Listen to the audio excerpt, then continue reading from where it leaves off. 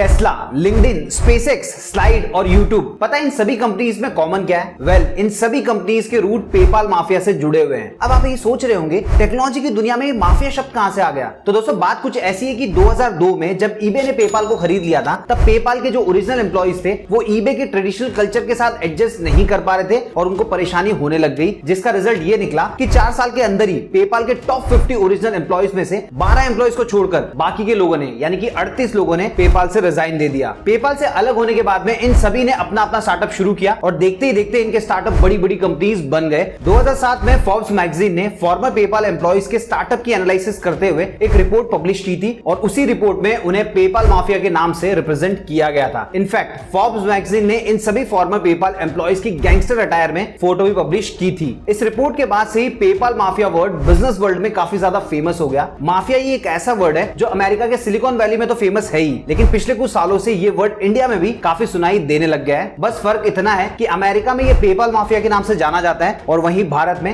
Flipkart mafia के नाम से विकसित हो रहा है। देखिए दोस्तों, जैसे पेपाल से निकलने के बाद में ओरिजिनल एम्प्लॉइज ने सक्सेसफुल स्टार्टअप्स की लाइन लगा दी, ठीक वैसे ही भारत में फ्लिपकार्ट के एम्प्लॉइज भी कर रहे हैं। तो दोस्तों क्या है ये बिजनेस वर्ल्ड के माफिया की कहानी और पेपाल माफिया के गैंगस्टर्स ने कौन सी बड़ी कंपनी खड़ी की है और पेपाल माफिया से इंस्पायर्ड होकर कैसे फ्लिपकार्ट माफिया ने बनाया फ्लिपकार्ट को भारत का स्टार्टअप फैक्ट्री, जानेंगे आज के वीडियो के अंदर। लेकिन उससे पहले आप मुझे कमेंट बॉक्स में लिख के ये बताइए ये वीडियो आप कहां से देख रहे हैं ताकि मैं आपको थैंक्स बोल सकूं। पेपाल माफिया के बारे में जानने से पहले हमको इसकी हिस्ट्री के बारे में थोड़ा बहुत पता होना चाहिए। देखिए पेपाल की शुरुआत 2000 में दो कंपनियों के मर्जर से हुई थी, X.com और कॉन्फिनिटी। X.com एक ऑनलाइन फाइनेंशियल सर्विसेज कंपनी थी जिसकी शुरुआत एलन मस्क ने की थी। उन्होंने अपने कुछ दोस्तों के साथ मिलकर 1999 में इस कंपनी को शुरू किया था। वहीं कॉन्फिनिटी की बात करें तो 1998 में सिक्योरिटी सॉफ्टवेयर के रूप में इस कंपनी को शुरू किया गया था। जब 2000 में ये दोनों कंपनीज मिल गई तो इनका नाम पेपाल रख दिया गया। फिर दोस्तों अक्टूबर 2002 में ईबे कंपनी ने $1.5 बिलियन में पेपाल को खरीद लिया और जैसे कि मैंने आपको पहले ही बताया कि ईबे के ट्रेडिशनल कॉर्पोरेट कल्चर से पेपाल के जो ओरिजिनल एम्प्लॉइज थे उनको दिक्कत होने लग गई थी, जिसकी वजह से उन्होंने धीरे धीरे करके अपने रास्ते अलग करने शुरू कर दिए। कुछ ने अपने अकेले के दम पे तो कुछ ने अपने पुराने पेपाल एम्प्लॉइज के साथ मिलकर स्टार्टअप शुरू किया और दोस्तों यहां से पेपाल माफिया एग्जिस्टेंस में आना शुरू हुआ। वैसे तो आज के टाइम में पेपाल माफिया से जुड़ी हुई कंपनियों की लिस्ट काफी लंबी है, लेकिन हम इस माफिया गैंग के कुछ प्रोमिनेंट मेंबर और उनकी कंपनीज के बारे में इस वीडियो में बात करेंगे और फिर हम बात करेंगे फ्लिपकार्ट माफिया के बारे में। सबसे पहले पीटर थील, इन्हें पेपाल माफिया का डॉन माना जाता है। ये कॉन्फिनिटी के को फाउंडर थे और पेपाल की शुरुआत के बाद से इनको सीईओ बना दिया गया यानी कि चीफ एग्जीक्यूटिव ऑफिसर। पेपाल में पीटर थील के शेयर्स 3.7% थे, इसीलिए ईबे ने जब इसे $1.5 बिलियन में खरीदा तो इन्हें इनके शेयर्स के बदले में $55 मिलियन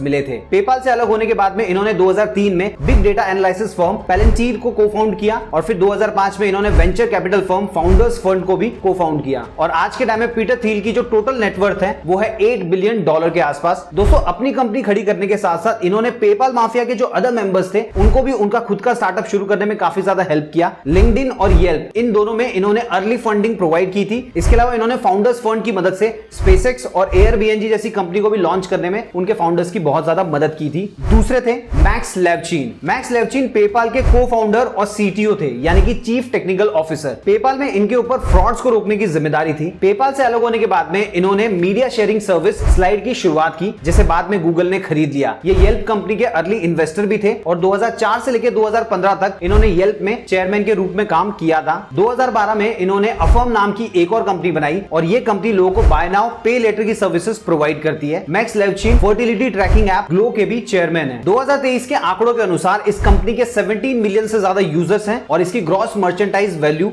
अराउंड $20.2 बिलियन है। तीसरे हैं एलन मस्क। अब भला एलन मस्क को कौन नहीं जानता। देखिए Elon Musk payment company X.com के फाउंडर थे जो कि बाद में पेपाल बन गया। जब ईबे ने पेपाल को खरीदा तब ये पेपाल के लार्जेस्ट शेयर होल्डर थे, इसीलिए इनको $165 मिलियन मिले थे। इन्होंने उस पैसे से स्पेसएक्स की शुरुआत की और टेस्ला के अर्ली इन्वेस्टर भी बने और आगे चल के उन्होंने boring company, open AI, Neuralink और स्टारलिंक जैसी बड़ी बड़ी कंपनीज खड़ी की और 2022 का तो आप खुद जानते होंगे इन्होंने ट्विटर को खरीद लिया था। फिलहाल एलन मस्क अराउंड $190 बिलियन की नेटवर्थ के साथ दुनिया के थर्ड रिचेस्ट पर्सन बन गए हैं। चौथे थे read Hoffmann. Read Hoffmann PayPal के एग्जीक्यूटिव वाइस प्रेसिडेंट थे। पेपाल से अपने रास्ते अलग करने के तुरंत बाद 2002 में इन्होंने लिंक्डइन की शुरुआत की। ये फेसबुक के भी अर्ली इन्वेस्टर थे। इसके अलावा इन्होंने कई सारे स्टार्टअप्स में इन्वेस्ट भी किया हुआ है। इन्हें सिलिकॉन वैली का मोस्ट प्रोफाइलिंग एंजल इन्वेस्टर माना जाता है। अपने स्टार्टअप्स के एक्सपीरियंस की हेल्प से इन्होंने स्टार्टअप और पर्सनल डेवलपमेंट पे कई कई सारी बुक्स लिखी है और मास्टर ऑफ स्केल नाम से पॉडकास्ट भी होस्ट कर चुके हैं। रीड हॉफमैन वीसी फर्म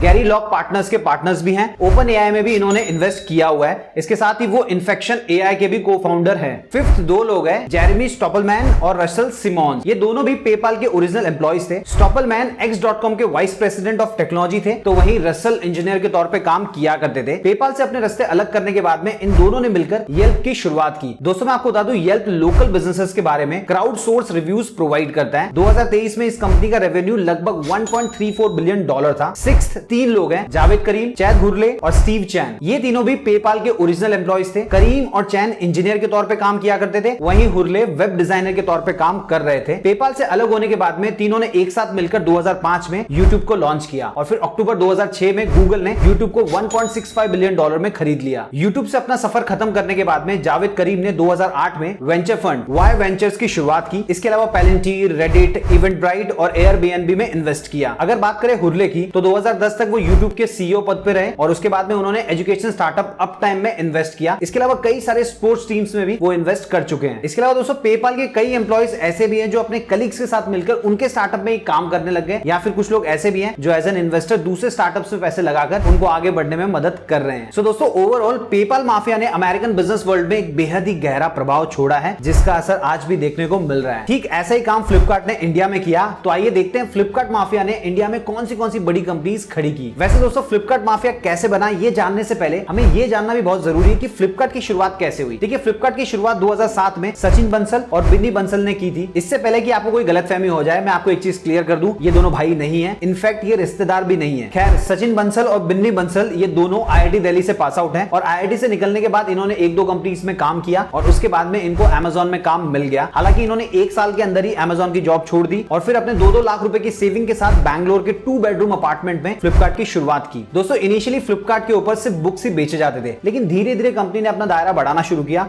और इवेंचुअली देश की सबसे बड़ी ई कॉमर्स कंपनी बन गई। उसके बाद में 2018 में अमेरिकन रिटेल चेन वॉलमार्ट ने $16 बिलियन में फ्लिपकार्ट की 77% हिस्सेदारी खरीद ली। उस टाइम फ्लिपकार्ट की वैल्यूएशन अराउंड $20 बिलियन के आसपास थी, जो 2022 तक बढ़कर लगभग $37.6 बिलियन के आसपास हो गई। इस डील के समय फ्लिपकार्ट में सचिन बंसल की हिस्सेदारी 5.5% की थी। डील फाइनल होने के बाद उन्होंने खुद को फ्लिपकार्ट से अलग कर लिया, जिसके बदले में उन्हें $1 बिलियन से कुछ ज्यादा पैसे मिले थे। अगर बात करें बिन्नी बंसल की तो वो फ्लिपकार्ट के साथ बने रहे, पर नवंबर 2018 में उनके ऊपर पर्सनल मिसकंडक्ट का आरोप लगा दिया गया और उसके बाद में उन्होंने फ्लिपकार्ट से रिजाइन कर दिया। फ्लिपकार्ट में उनकी भी हिस्सेदारी 5.5% की थी, तो उन्हें भी लगभग सचिन बंसल जितने ही पैसे मिले थे। बिजनेस वर्ल्ड में फॉर्मर फ्लिपकार्ट एम्प्लॉइज को फ्लिपस्टर्स नाम से जाना जाता है, जो कि अब फ्लिपकार्ट माफिया नाम से काफी ज्यादा पॉपुलर हो गया है। प्राइवेट सर्कल रिसर्च की ओर से जारी किए गए डेटा के हिसाब से फ्लिपस्टर्स के पास फिलहाल 44 स्टार्टअप है, यानी कि जिस तरीके से पेपाल से अलग होने के बाद में उनके एम्प्लॉइज ने स्टार्टअप्स की लाइन लगा दी, इंडिया में भी फ्लिपस्टर्स उसी रास्ते पे चल रहे हैं। अगर बात करें बिन्नी बंसल की तो analytical platform YNOS venture engine के डेटा के अनुसार फ्लिपस्टर्स के पास जो टोटल 44 स्टार्टअप है, उनमें से 8 स्टार्टअप अकेले बिन्नी बंसल के ही है, यानी कि ऑलमोस्ट 20% के आसपास, और अब तक वो लगभग 47 कंपनीज में इन्वेस्ट कर चुके हैं। इसके अलावा 2019 में उन्होंने आईआईटी दिल्ली के एंडाउमेंट फंड में भी 125 करोड़ रुपए इन्वेस्ट किए थे। बिन्नी बंसल ने 2018 में health and fitness platform cult fit में 41.8 मिलियन रुपीस इन्वेस्टमेंट किए थे, जिसके फाउंडर फॉर्मर फ्लिपकार्ट एम्प्लॉय हैं, जिनका नाम है मुकेश बंसल। इसके अलावा उन्होंने और भी दूसरे फॉर्मर फ्लिपकार्ट एम्प्लॉयज के स्टार्टअप्स में इन्वेस्ट किया हुआ है, जैसे कि स्लाइस, एक्सोटेल और भी कई सारे हैं। साथ ही क्योर फूड्स में भी वो 3 बार इन्वेस्टमेंट कर चुके हैं। अब अगर बात करें सचिन बंसल की तो फ्लिपकार्ट से अलग होने के बाद में उन्होंने 2018 में BACQ एक्विजिशन प्राइवेट लिमिटेड की शुरुआत की। इसके अलावा अंकित अग्रवाल के साथ मिलकर 2018 में ही उन्होंने नावी ग्रुप की भी शुरुआत की। फिर दोस्तों 2019 में उन्होंने ओला कैब्स में $100 मिलियन इन्वेस्ट किए थे। उसके बाद फरवरी 2019 में उन्होंने Grey Orange, Ather Energy, in short Unacademy और टर्मिनस में अच्छा खासा इन्वेस्टमेंट किया था। अब दोस्तों ये तो हो गई दोनों फाउंडर्स की बात। ओवरऑल सभी फ्लिपस्टर्स ने स्टार्टअप्स का जो साम्राज्य खड़ा किया, उनका ओवरव्यू भी देख लेते हैं। देखिए दोस्तों फ्लिपकार्ट माफिया की जो 44 कंपनीज है, उनका क्यूमुलेटिव वैल्यूएशन अराउंड $25 बिलियन